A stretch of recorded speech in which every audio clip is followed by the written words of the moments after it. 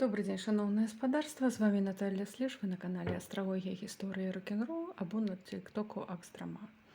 І сёння мы з вами працягваем далей размаўляць пра магію. І другая частка відэа прысвечана якраз гістарычнаму аспекту магіі.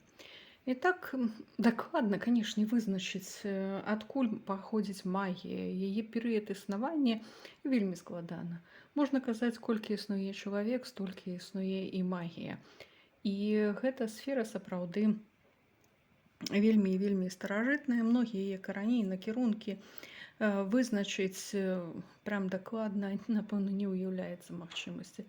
Тым больш, што сама інфармацыя не з'яўляецца даступнай. Што-то можна пачытаць, што-то можна знайсці, але пэўныя моманты як былі схаваныя, так і застаюцца схаванымі.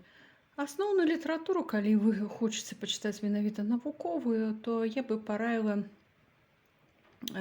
у 8 тамах цудоўная праца Лін Тондрайк «Гісторыя магіі і эксперыментальнай навукі», і там ахопліваецца перыяд ад старажытнасці да 18 стагоддзя, і рэальна вельмі грунтоўная праца, зробленая на падставе архіўных дадзеных, і лепшае на сённяшні дзень нічога не існуе.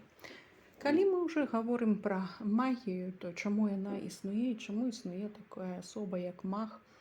І, умоўна кажучы, пра магаў, яны заўсёды існавалі, нават калі мы мелі першабытны лад, бо такая асоба была патрэбна для таго, каб трымаць не толькі старажытныя абряды і звычаі, але для таго, каб трымаць дух племені.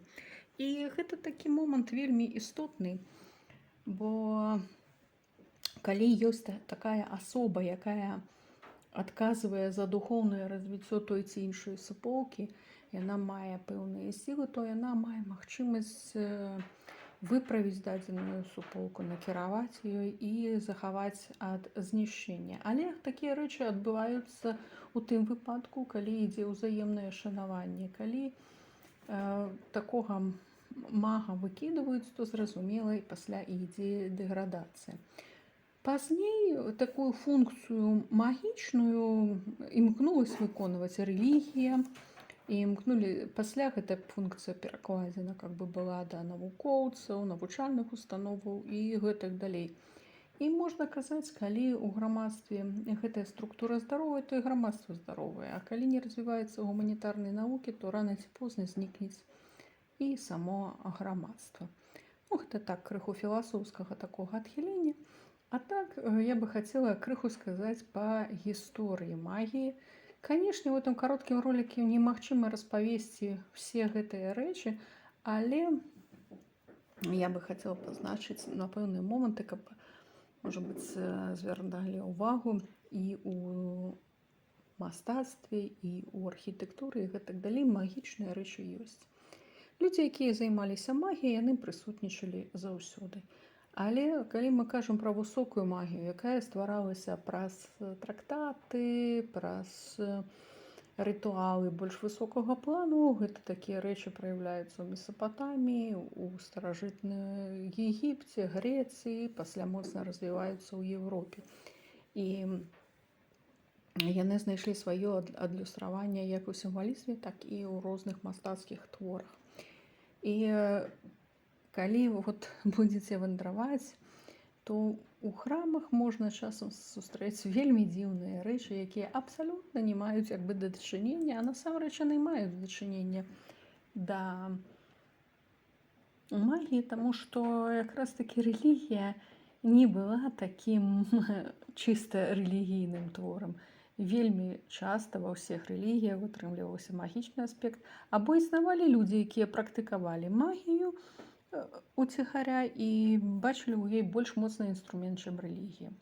Напрыклад, калі вы патрапіце ў Сіену кафедральны касцёл, там вы пабачыце выяву Герместа Трысмегіста.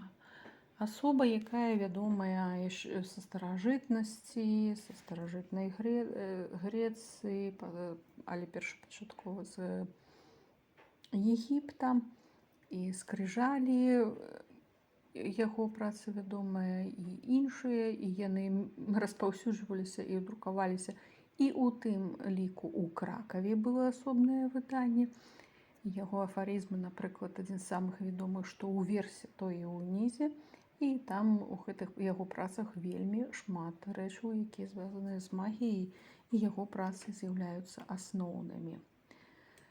Ну, акрамя таго, што выдаваўся Гермес, у Кракаве былі вядомы выданні Парацельса, а яшчэ была распаўсюджана такая праца, як «Тайнае тайным» або «Секрэтам секрэторам», або яшчэ «Арыстоцелевы вароты». Яна была перакладзена таксама на старабеларускую мову, і таксама яна утрымлівала розныя тэксты, не толькі астралагічныя, але і якраз найважнейшая это размова Арыстоцеля, псеўдаарыстоцеля з Александрам Македонскім, дзе утрымліваецца вельмі шмат розных парадаў, у тым ліку, якія маюць магічны сэнс.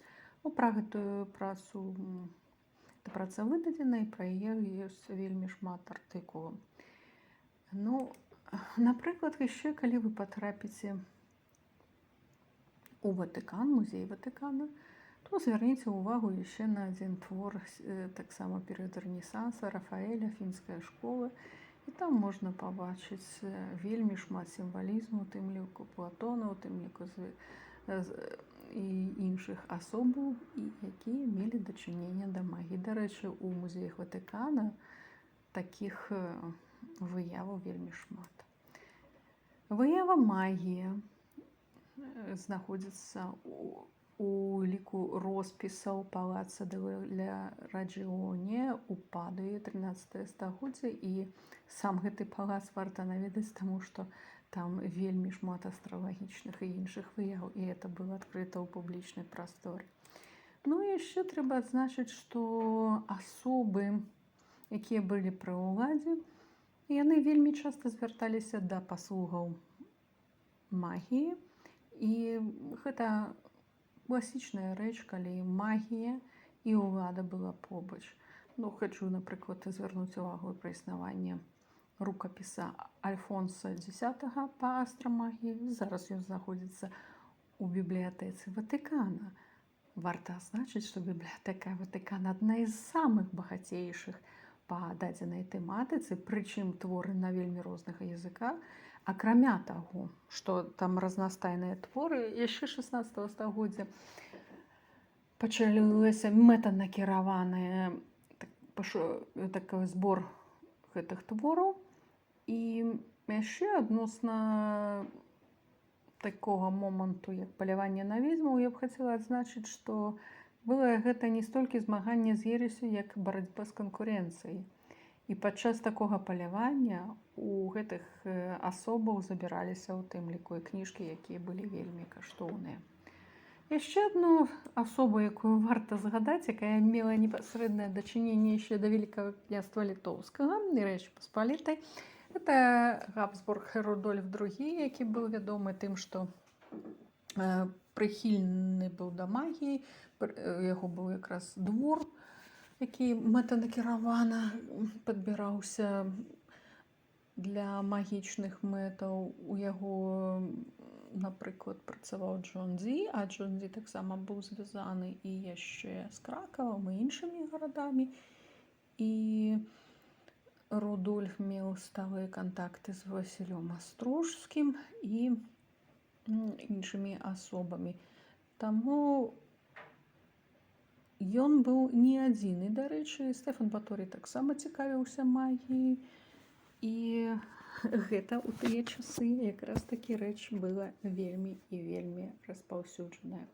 Ну, гэта такая кароткая інфармацыя для таго, каб вы разумелі, што ёсць шмат рэчаў, звязаных з магіяй, і калі бачыць і ведаць пра гэтыя сімвалы, то гэта можна знайсці у палітыцы, рэлігіі, мастацтве і іншых тэмах. Дзякуй за ўвагу.